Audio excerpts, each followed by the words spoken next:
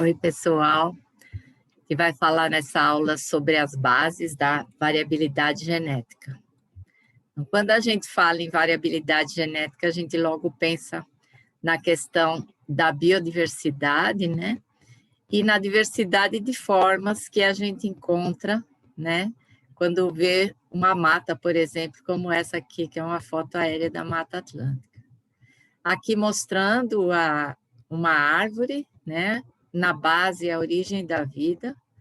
E quando a gente olha, né, a gente tem até os organismos multicelulares mais complexos, e todos esses organismos a gente sabe que tiveram uma origem em comum.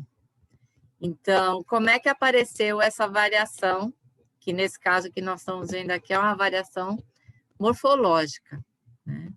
Atrás dessa variação morfológica, né, que pode ser de plantas, de animais, né, de vários tipos, tem informação de variabilidade genética. E o fenótipo ele é resultado da interação entre o genótipo e o ambiente.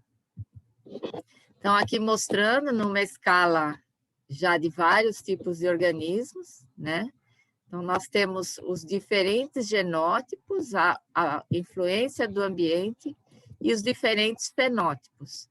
Naturalmente, essas diferenças elas foram surgindo com mudanças discretas ao longo de uma escala bem extensa de tempo. Então, como é que essa diversidade de formas apareceu? Essa diversidade de formas era chamada de polimorfismo, e polimorfismo, né, é a particularidade daquilo que pode tomar formas diversas. Então, nós temos aqui 3 camadas principais de polimorfismos, que é o morfológico, fisiológico, comportamental, que é aquele que a gente conhece como fenótipo, né? E ele é submetido à seleção natural e a outros processos evolutivos. Por trás do fenótipo, nós temos os polimorfismos gênicos, genômicos e cromossômicos, que eles estão apresentados aqui. Então, a gente vê aqui à esquerda, né, os genes que têm alelos, os cromossomos, que é onde os genes se organizam, né, nos cromossomos lineares. E nós temos também, além dos genes, DNA não codificante, que a gente vai ver ao longo da disciplina. Então, juntos, né, eles definem o genoma.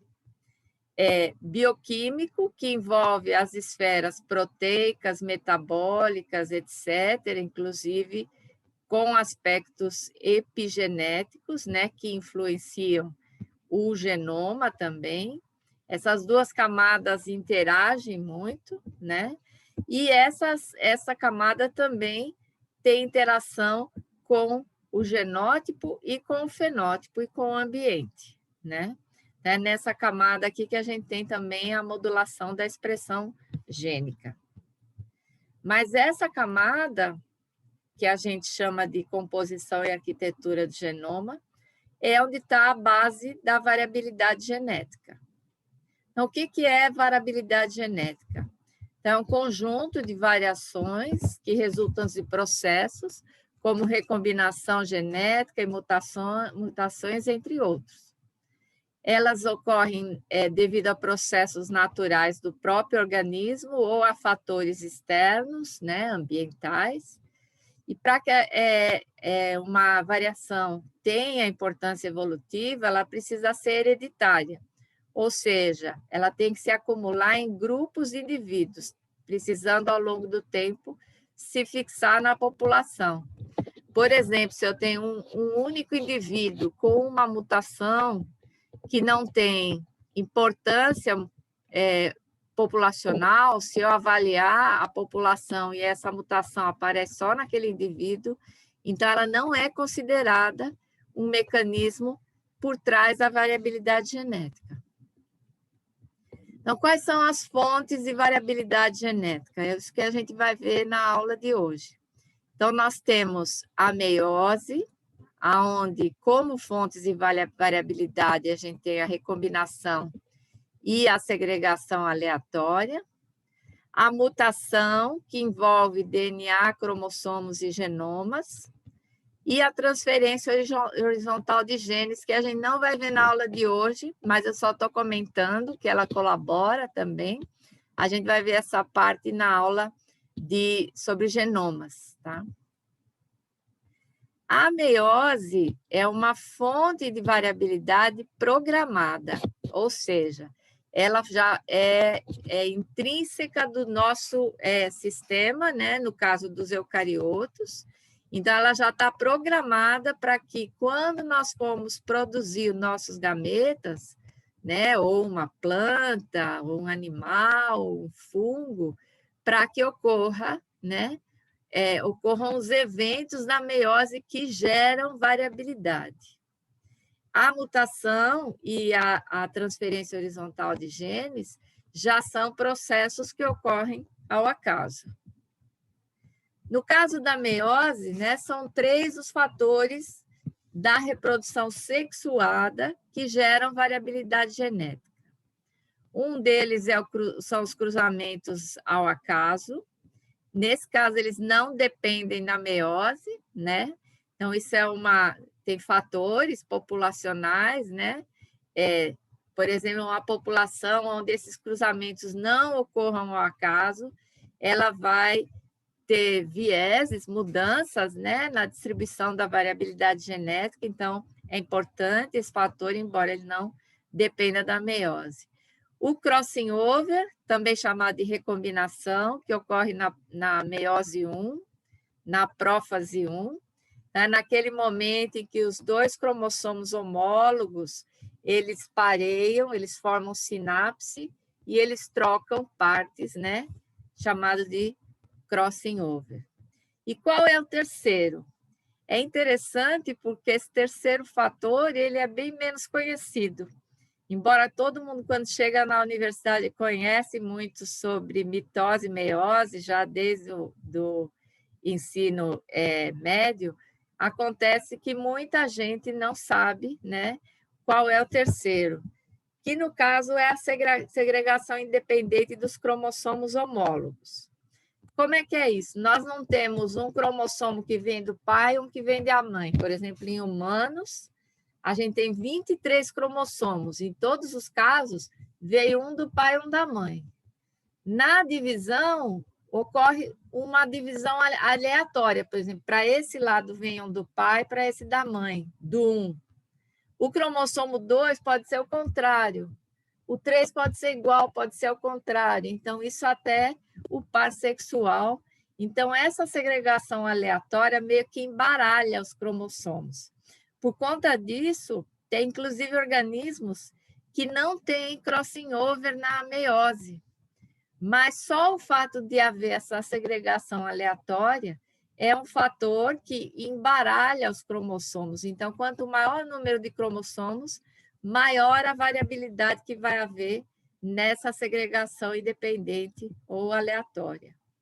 Então, aqui só está mostrando o crossing over do lado esquerdo, onde a gente tem, que é um dos fatores, né? Então, está mostrando num dos pares, ocorreu um crossing over aqui, então, os cromossomos, eles não são mais iguais àqueles que os pais enviaram em seus gametas, e aqui a segregação independente. Nesse caso aqui, a gente tem um exemplo com só 2 pares de cromossomos.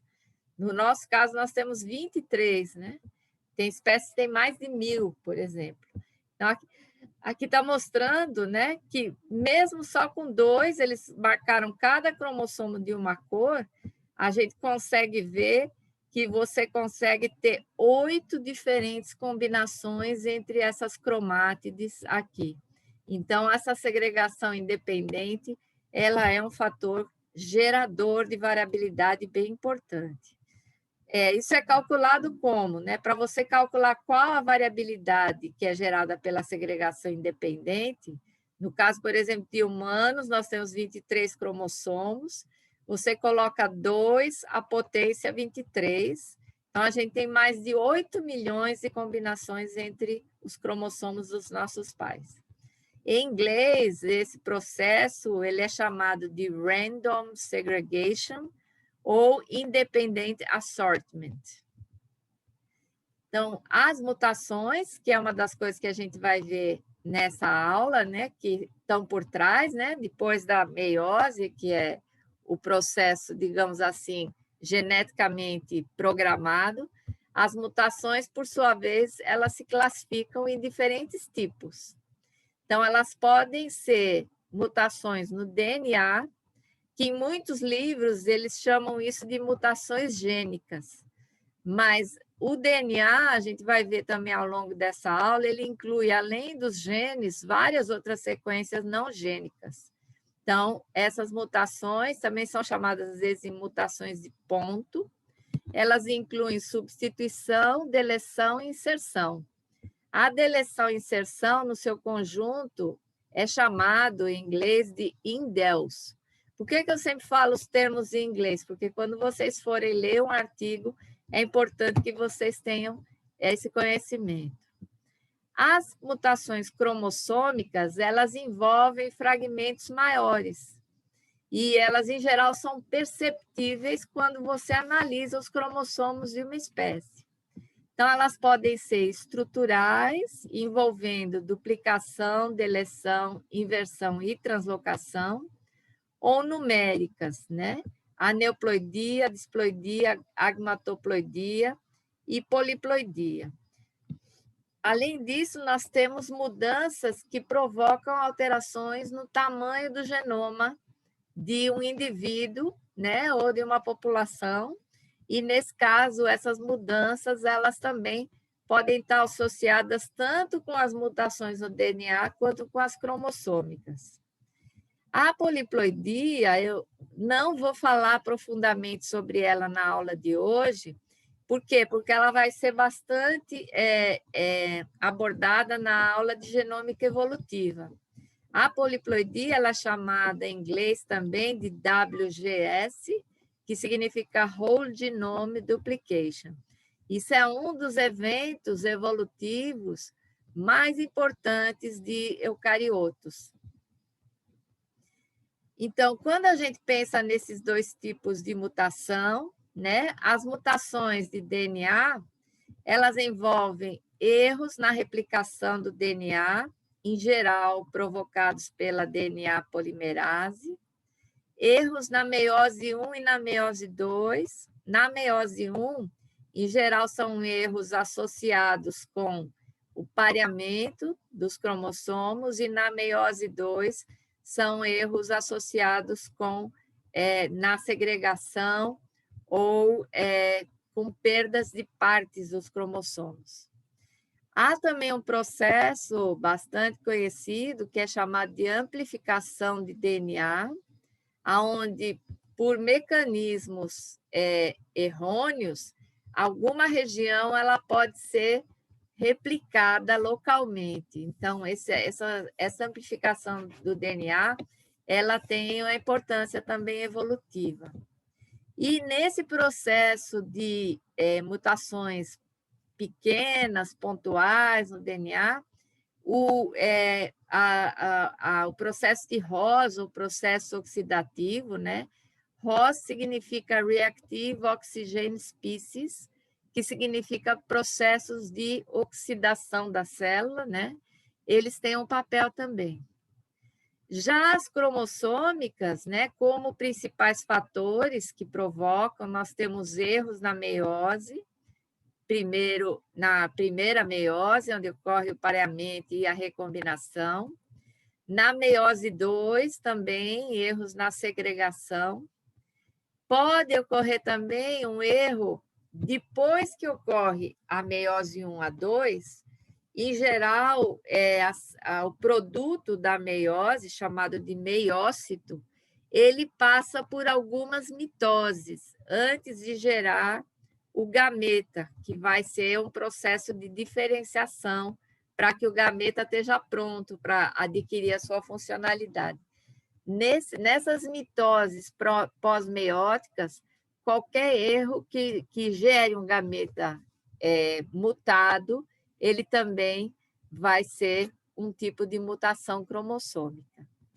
E pode ocorrer também mitoses somáticas, né? erros, e esses erros das mitoses somáticas, a gente vai ver que eles só são importantes em organismos de reprodução vegetativa. As mutações, elas podem ocorrer de forma espontânea, mas existem agentes mutagênicos, carcinogênicos, teratogênicos e citotóxicos que induzem quebras nos cromossomos, quebras no DNA. Os teratógenos, eles são fatores que eles provocam erros na diferenciação dos órgãos ou modificações nas proteínas, além de modificações também nos ácidos nucleicos. Então, esses processos, eles podem ser indutores, inclusive, eles são usados em laboratório para induzir mutações quando isso pode ser, por exemplo, ter um objetivo, né? Uma das coisas que se faz, por exemplo, em plantas, é induzir poliploidia ou haploidia, que eu vou mostrar daqui a pouquinho. E aí, no caso, você entra com essas substâncias enquanto as células estão se dividindo. Como eu falei para vocês, um dos motivos das mutações pontuais no DNA é a ação da polimerase de DNA durante a replicação do DNA. Então, a forquilha, ela se abre, né? E ela forma para cada uma das fitas uma fita complementar. Então, é isso que nós estamos vendo aqui nessa figura, né? Aqui em cima a cadeia atrasada, aqui embaixo a cadeia líder. Essa polimerase, né, que está aqui em douradinho, né, o bege, a gente enxerga que é ela que está aqui complementando, né, e gerando a fita complementar. Essa polimerase aqui tem alguns exemplos, né, de erros, e o erro mais conhecido é chamado deslizamento da polimerase, né? Em inglês chama slippage, esse deslizamento. Então, o que acontece? Principalmente em regiões repetidas, aqui está mostrando uma região TTTT, então a cadeia complementar, ela pode colocar uma base a mais ou a menos. Então, aqui está mostrando uma situação onde colocou, ou apareceu um loop aqui, né? Quer dizer, foi colocado um A mais, então ele não encaixou, e aqui ela continua. Aqui, ao contrário, houve essa dobra, o loop, na fita guia, e a fita complementar não copiou, né? E aqui embaixo mostrando um erro de adição ou de omissão. Essas regiões repetitivas, elas têm mais tendência a sofrer esses erros. Por isso que nós temos no nosso genoma regiões, que eu vou até falar um pouco sobre isso mais no final, que elas acumulam mais mutações pontuais. Esse slide aqui é uma reportagem do Scientific American, de quando apareceu, isso já tem acho que uns 12 anos atrás, essa reportagem, de quando apareceu o conceito de CNVs. Então, nessa reportagem está dizendo, né, que gêmeos idênticos não são iguais. Como é que é isso? Então, se você tem um único óvulo, e esse óvulo ele é fecundado por um espermatozoide, e durante o início do desenvolvimento embrionário, ele se divide em dois, e dá origem a dois indivíduos. Esses dois indivíduos são chamados de gêmeos idênticos. Eles ocorrem em humanos, ocorrem também em outros animais, né? Outros mamíferos, e sempre se acreditou que eles tinham os mesmos genes, as mesmas sequências de DNA.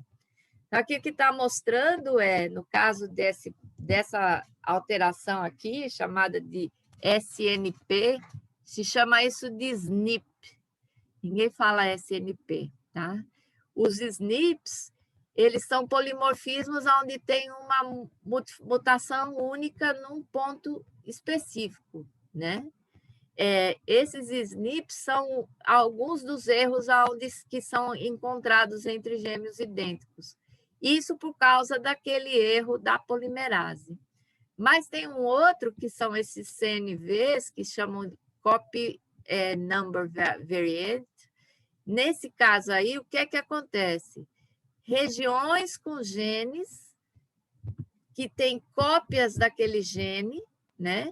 Elas podem ter, por exemplo, num dos irmãos gêmeos, no caso dessa reportagem aqui, mostra que um determinado gene ele pode carregar de 0 até mais de 14 cópias daquele gene. E isso, inclusive, confere diferenças no desempenho do indivíduo, na saúde, etc. E tem alguns genes do nosso genoma que são propensas a ter essas variações. No caso da CNV, se acredita que isso é uma mudança semi-programada, que acontece em alguns indivíduos, não acontece em outros, e no caso dos SNPs, é uma mudança não programada, ou seja, ao acaso. Então, como é que a gente mede a variabilidade genética? A gente tem que olhar o genoma, os cromossomos, as sequências e procurar por polimorfismos. No caso dos polimorfismos cromossômicos, é feita uma análise cariotípica e ela pode envolver técnicas convencionais, técnicas de bandeamento, de citogenética molecular, e também a medição do tamanho do genoma, que é chamado de valor C. A gente vai falar mais sobre isso na aula de genômica evolutiva, né? Então, aqui só mostrando uma filogenia de cervídeos, né? Alces e cervos, etc., mostrando aqui os cromossomos, os números cromossômicos, vocês veem que tem variação. Nesse caso aqui do número, basta você ter a coloração convencional, né? Mas aqui está mostrando outros processos associados com análise da morfologia dos cromossomos, que dependem dessas técnicas aqui, de bandeamento, citomolecular, etc. As alterações cromossômicas, elas podem ser numéricas ou estruturais. Então, aqui só está mostrando que, no caso das numéricas, nós temos dois grupos. Um deles que envolve o complemento haploide todo, que inclui a haploidia, que é onde o indivíduo se forma só com um dos cromossomos homólogos de cada par. Ao invés de ele ter 2 de cada um, ele só tem um.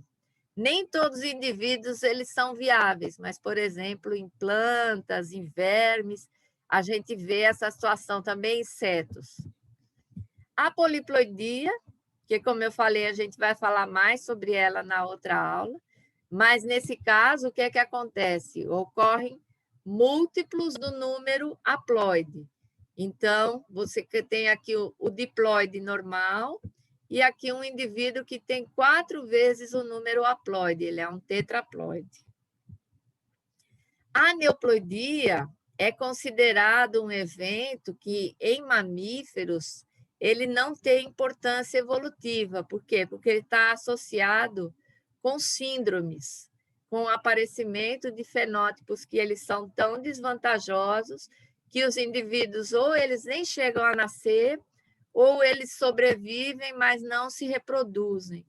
Então, aqui está mostrando um dos casos, né, de aneuploidia, que é a trissomia do cromossomo 21. Em plantas, a aneuploidia pode ter algumas vantagens, né? Inclusive, a aneuploidia ela não inclui só a triploidia, ela inclui também a monossomia, a trissomia, ela inclui também a monossomia, tetrassomia, pentassomia, quer dizer, pode ser um cromossomo só do par, 3, 4, 5 e assim por diante. A disploidia é um dos mecanismos evolutivos mais importantes. Ele é bem importante tanto em plantas quanto em mamíferos e em insetos também. O que acontece nesse caso? Você tem aqui em cima, por exemplo, esse cariótipo, que ele é considerado ancestral, né? E nesse caso aqui também é com cervídeos, né, com servos. Esse ancestral aqui, você vê que ele tem um número menor de cromossomos, mas esse ancestral aqui ele tem um cariótipo rearranjado, ou seja, aqui o que estaria em um cromossomo, nesse caso aqui ele está em 2 cromossomos ou 3 cromossomos diferentes. Então, em geral, o mesmo cariótipo com uma arquitetura diferente. Aqui um exemplo de disploidia, no caso aqui, comparando humanos com primatas. Então, se você olhar aqui nesse cariótipo à direita, a gente tem sempre à esquerda o humano e o cromossomo que está ao lado dele com esse C é o cromossomo de chimpanzé. Vejam que o nosso cromossomo ele é muito parecido com o de chimpanzé, na maioria dos casos, né? Mas aqui ó, nós temos um caso de fusão, onde o cromossomo de humano ele é resultado da fusão de 2 cromossomos dos primatas. Então, não só do chimpanzé, mas se você olhar aqui também, gorila, orangotango, todos os primatas, eles têm esse cromossomo 2 nosso, dividido em 2 cromossomos diferentes.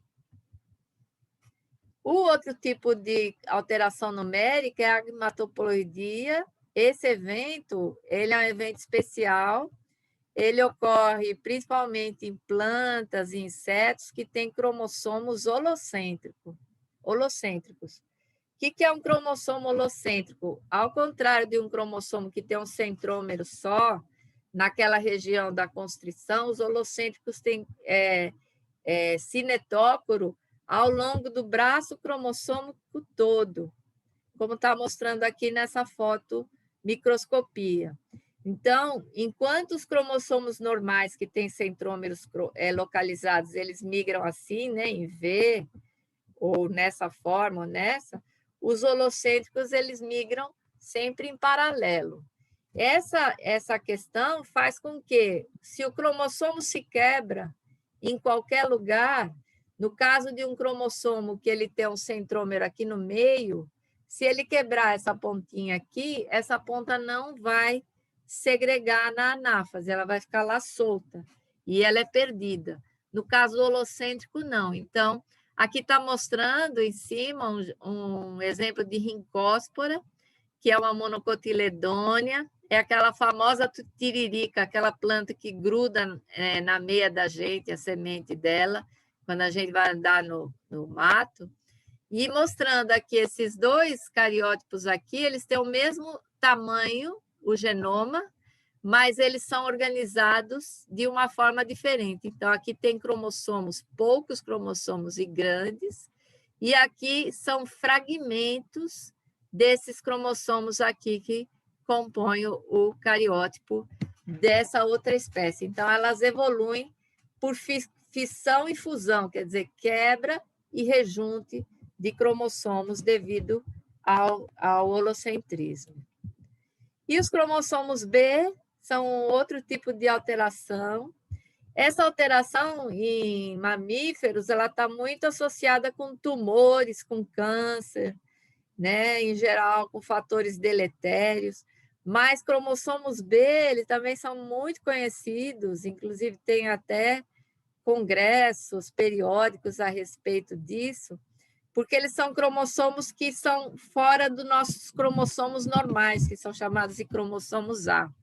E esses cromossomos são, em geral, fragmentos de cromossomos A que passam a se manter independentemente no genoma, mas eles têm um valor adaptativo. Então, tem vários estudos de populações, de diferenças, aonde se avalia essa questão, a importância evolutiva desses cromossomos. E nós temos também as alterações estruturais. Então, aqui tem vários casos, né? Deleção, inversão, translocação, duplicação. Eu não vou explicar, porque isso já está sendo dado em outras disciplinas, Mas eu coloquei aqui o link de um vídeo de 12 minutos, bem curtinho.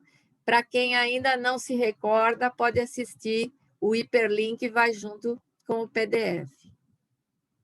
Então, como é que a gente mede a variabilidade genética no caso do DNA?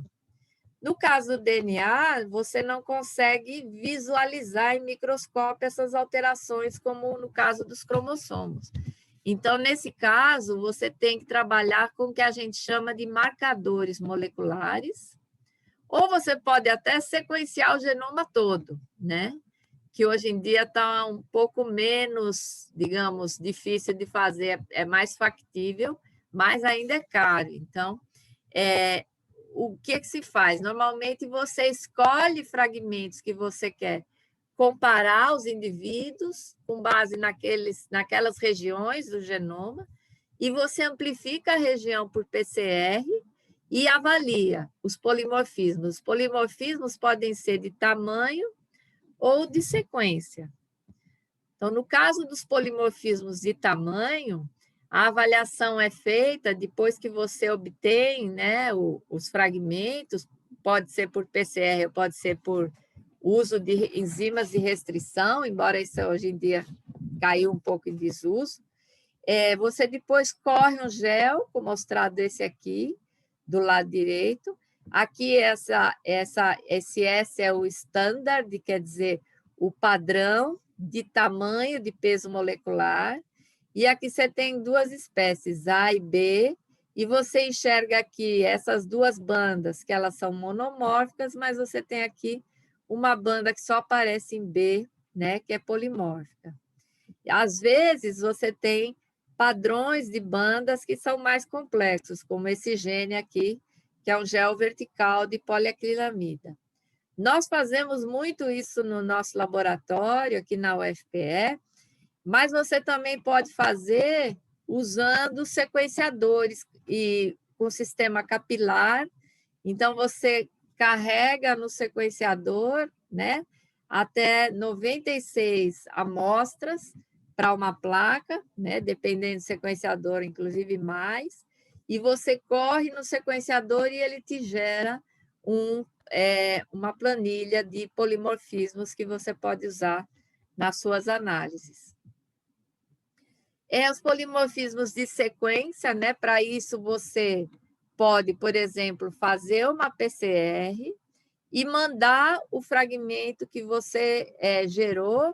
Em geral, é desejável que seja uma reação específica, onde você tenha um único fragmento, e aí você vai lá e você pega vários indivíduos, gera o mesmo produto da PCR, manda para o sequenciamento, e você vai procurar por polimorfismos, né? Aqui nessa figura está mostrando um caso de um SNP, né? Aquele SNP que eu mostrei lá naquele slide dos gêmeos.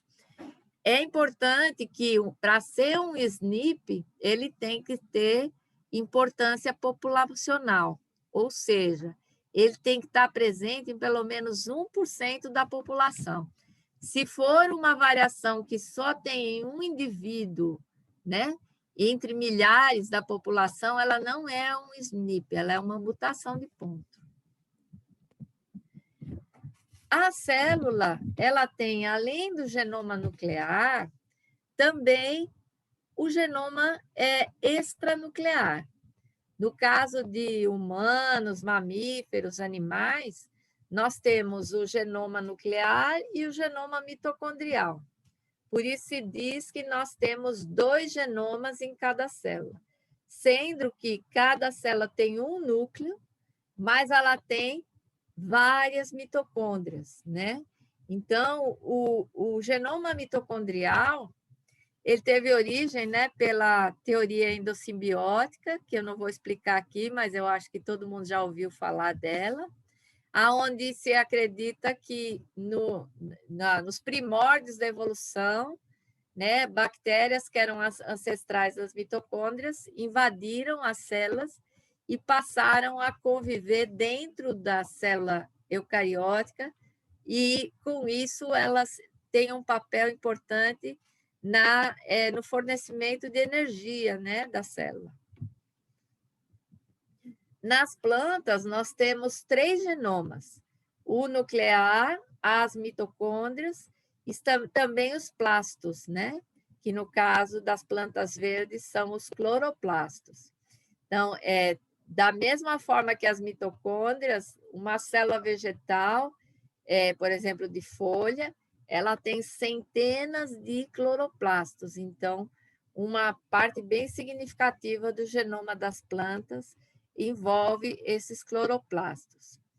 Tanto no caso das mitocôndrias quanto dos cloroplastos, é interessante que o processo todo de divisão celular, a forma que ele usa os códons e anticódons no processo de transcrição, etc., tudo isso remonta às bactérias.